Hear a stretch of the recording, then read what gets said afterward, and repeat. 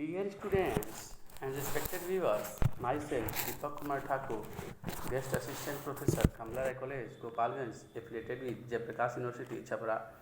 प्रिय विद्यार्थियों, आज हम लोग BA द्वितीय वर्ष ऑनर्स के लिए जो राष्ट्रकूट वंश से संबंधित चर्चा कर रहे हैं उसी कड़ी में अगले शासकों के विषय में अध्ययन करेंगे। अब तक हम लोगों ने ध्रुव शासक था उसके विषय में अध्ययन किया, राष्ट्रकूट शासक ध्रुव।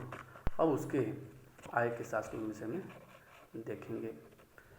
देखते हैं कि ध्रुव की मृत्यु के पश्चात ध्रुव की मृत्यु 793 ईस्वी में हो जाती है और उसके पश्चात हम देखते हैं कि उसका पुत्र गोविंद तृतीय उसका उत्तराधिकारी बनता है। प्राप्त अभिलेखीय साक्ष्यों से पता चलता है कि ध्रुव के 4 पुत्र थे, कर्क, गोविंद, स्कंद, स्तंभ और इंद्र। इसमें कर्क की मृत्यु ध्रुव के शासनकाल में ही हो जाती है और स्तंभ जो था बड़ा बेटा था और वैधानिक उत्तराधिकारी भी था, लेकिन ध्रुव गोविंद के योग्यता और कर्मठता से प्रभावित था। फलतः उसने गोविंद तृतीय को उत्तराधिकारी घोषित किया और अपने छोटे पुत्र इंद्र को गुजरात और मालवा का राज्यपाल नियुक्त किया तथा स्तंभ जो बड़ा पुत्र था उसको गंगवाड़ी का राज्यपाल नियुक्त कर दिया।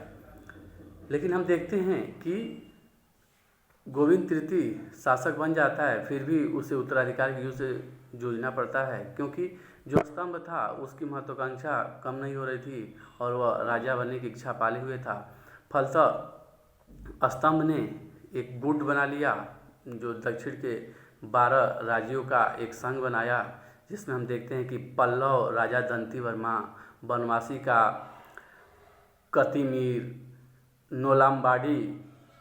नोलमवाड़ी का चारुपोन्नर, धारवाड़ का मारसर इत्यादि जो प्रमुख सामंत थे, उन लोगों को मिला के स्तंभ ने एक गुट बनाया।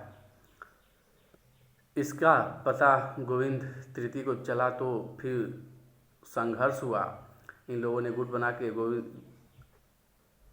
स्तंभ ने गुट बना के गोविंद तृतीय पे आक्रमण किया, लेकिन इस युद्ध में गोविंद तृतीय का विजय हो गया। लेकिन फिर भी उसने अपने बड़े भाई स्तंभ के प्रति उदारता का व्यवहार किया और उसे अपदस्थ या कारागार में नहीं डाला। फिर उसको वह क्या किया कि जो गंगवाड़ी का क्षेत्र था पुनः उसको वापस कर दिया। और फिर इस युद्ध में विजय के बाद हम देखते हैं कि वह अपने छोटे भाई जो कि उसका सहयोगी था इस उत्तराधिकारी के युद्ध में, उसको लाट प्रदेश का राज्यपाल बना दिया। और स्तंभ के जो भी सहयोगी थे उनके विरुद्ध फिर गोविंद तृतीय ने अभियान प्रारंभ किए, जिसमें वह सर्वप्रथम गंगवाड़ी का जो शिवमार्ग था शासक जी जो कि बंदी था, ध्रुव के समय में कारागार में बंद था, उसको मुक्त करके अपने तरफ उत्तराधिकारी के युद्ध में संघर्ष के लिए मिलाने का प्रयास किया, लेकिन यह भाग के स्तंभ के तरफ चला गया था। फलतः इसने पुनः उसे बंदी बनाया और उसके पुत्र विजयादित्य को भी पराजित किया और इस गंगवाड़ी के क्षेत्रों पर अधिकार कर लिया।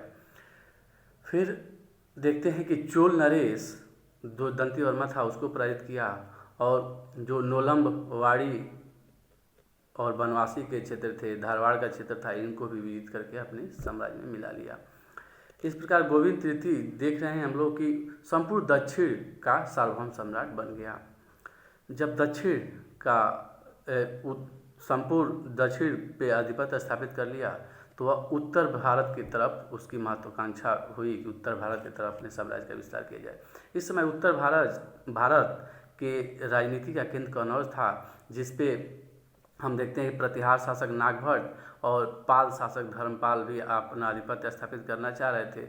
नागभट्ट ने धर्मपाल को पराजित करके और वहाँ कन्नौज के शासक चक्रायुध को पराजित करके इंद्र को वहाँ इंदिरा युद्ध को शासक बना दिया था नागभट्ट द्वितीय। जो संजन ताम्र अभिलेख है या राधनपुर अभिलेख है, उससे हमें उस गोविंद तृतीय के उत्तरी अभियान का पता चलता है और इससे पता चलता है कि यह आक्रमण किया। और हालांकि इसमें यह भी जो अभिलेखी साक्ष्य है और साहित्यिक साक्ष्य से पता चलता है कि धर्मपाल, चूँकि नागभट्ट प्रतिहार शासक नागभट्ट से पराजित हुआ था, तो उसने जो गोविंद तृतीय है राजपूत शासक, उससे मित्रता कर लिया था और उसको बुला के उसे आमंत्रित किया कि नागभट्ट पे आक्रमण किया जाए। तो कारण कुछ भी रहा हो, गोविंद तृतीय स्वयं ही महत्वाकांक्षी शासक था और उसके साम्राज्य विस्तार की लिप्सा रही होगी और कन्नौज जैसे महत्वपूर्ण जो राज्य परिक्षेत्र था उस पर आक्रमण करके वह अपने साम्राज्य विस्तार की लालसा रख सकता था। तो कारण जो भी रहा हो आक्रमण करने का, गोविंद तृतीय ने आक्रमण किया और नागभट्ट द्वितीय को पराजित किया। और इसी के साथ साथ धर्मपाल और वहाँ जो शासक था उसने भी राजपूत शासकों की अधीनता स्वीकार कर ली। इधर हम देखते हैं कि दक्षिण भारत में जैसे ही वह अपने भाई, छोटे भाई इंद्र को वहाँ का आधिपत्य दे के आता है, उसके संरक्षण में दक्षिण भारत के जो उसका साम्राज्य था उस इंद्र के संरक्षण में सौंप के आता है उत्तर भारत। लेकिन हम देखते हैं कि उधर द्रविड़ों ने एक संघ बना लिया, पल्लव, पांड्य, चोल, केरल और पश्चिम गंग राजाओं को शामिल करते एक संघ बना के उस पर आक्रमण कर दिया था। फलतः गोविंद तृतीय दक्षिण भारत गया और वह तुंगभद्रा नदी के निकट इस संघ को पराजित किया और इसमें गंग राजा जो युद्ध में मारा गया। जैसा कि संजन अभिलेख जो ताम्र अभिलेख है उससे पता चलता है कि लंका के क्षेत्र के शासक भी इस अभियान से डर गए और उसकी अधीनता स्वीकार कर ली और एक अपना दूत मंडल उसके दरबार में भेजे। फिर हम देखते हैं कि गोविंद तृतीय जो राजपूत शासक गोविंद तृतीय है उसके समय में जो बेंगी के चालुक्यों से भी संघर्ष करना पड़ा। बेंगी के चालुक्य जो विष्णुवर्धन था वह तो उसके साथ तो इसकी मैत्री संबंध बना रहा, लेकिन जब उसका पुत्र विजयादित्य हुआ तो उसने इसके विरुद्ध विद्रोह कर दिया। हालांकि उसका भाई भीम गोविंद तृतीय का समर्थक था और उसने ही गोविंद तृतीय को आमंत्रित किया। फलतः गोविंद तृतीय ने आक्रमण किया और विजयादित्य को पराजित करके इसको ही अपने इस नियंत्रण स्थापित कर लिया बेगी के चालुक्यों पे। इस प्रकार हम देखते हैं कि उत्तर में हिमालय, दक्षिण में कन्याकुमारी तक, पश्चिम में अरब सागर से पूर्व बंगाल की खाड़ी तक राजपूत शासकों का साम्राज्य विस्तार हो गया। इसके समय में हम देखते हैं कि गोविंद तृतीय के समय में राजपूत साम्राज्य अपनी उन्नति के शिखर पे था। जो वनी दिनदोरी का अभिलेख है उससे पता चलता है कि राजा बनने के बाद राष्ट्रकूट अजय हो गए। एक उसमें वर्णन मिलता है कि जैसे ही गोविंद तृतीय राजा बना राजपूत अजय हो गए। इस तरह हम देखते हैं कि यह एक महान शासक था और इसने अपने शक्ति के अनुरूप अपने साम्राज्य का विस्तार किया। अपने शासन के अंत समय में बहुत ही शांतिपूर्वक बिताया और अपने साम्राज्य में शांति व्यवस्था स्थापित किया। इस प्रकार हम देखते हैं कि 814 ईस्वी में इसका देहांत हो जाता है और इसके बाद इसका पुत्र अमोघवर्ष शासक बनता है। 814 ईस्वी में चूँकि शासक बनता है, उस समय अल्पवयस्क था, तो उसको गोविंद तृतीय ने अपने लाट प्रदेश का जो कर्क था सामंत, उसके संरक्षण में इसको उत्तराधिकारी घोषित किया और उसकी मृत्यु के बाद ये 814 ईस्वी में शासक बना। इसके मृत्यु के जस्ट बाद ही 817 ईस्वी में बेगी के चालुक्यों ने विद्रोह कर दिया विजयादित्य के नेतृत्व में। यह विद्रोह इतना भयानक था कि अमोघवर्ष तो डर ही गया था, लेकिन उसका जो सामंत था कर्क, उसने इस विद्रोह को दबा दिया। फिर हम एक सिरूर अभिलेख है जो 856 ईस्वी के लगभग का है, उसमें हम पाते हैं कि अमोघवर्ष के विजयों के विषय में अतिशयोक्तिपूर्ण वर्णन हम देखते हैं। तो उसमें हम देखते हैं कि लिखा हुआ है कि आंग, वांग, मालवा, मगध, वेंगी के राजा उसके सामने नतमस्तक थे। तो यह अतिशयोक्तिपूर्ण वर्णन है। हालांकि कभी थोड़ा बहुत कौशल या कलिंग की तरफ कुछ झड़प हुआ होगा, उसमें यह थोड़ा सा विजय प्राप्त किया होगा, लेकिन इसकी जो सैन्य शक्ति, सैन्य नेतृत्व का गुण का वर्णन किया जाता है वह इसके पिता और पितामह जैसा नहीं था। यह स्वयं ही धर्म में रुचि रखने वाला था। कला और विद्या के क्षेत्र में इसके अभिरुचियाँ ज़्यादा थी।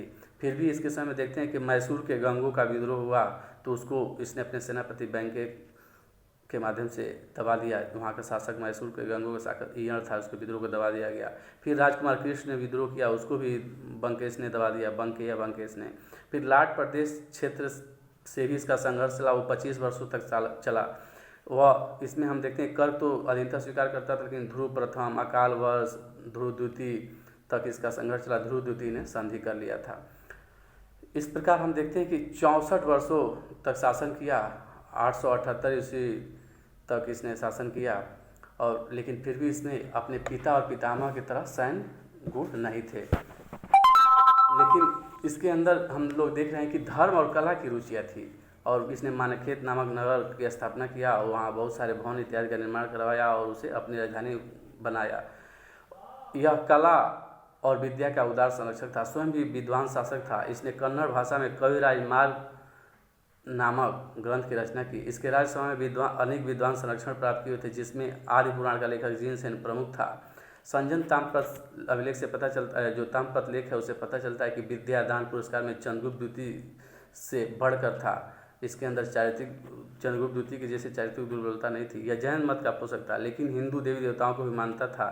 जो संजन ताम्रपत्र लेख है उसमें पता चलता है कि महालक्ष्मी का अनन्य भक्त था, इसने एक अवसर पर अपनी देवी को अपना अंगूठा दान दे दिया था।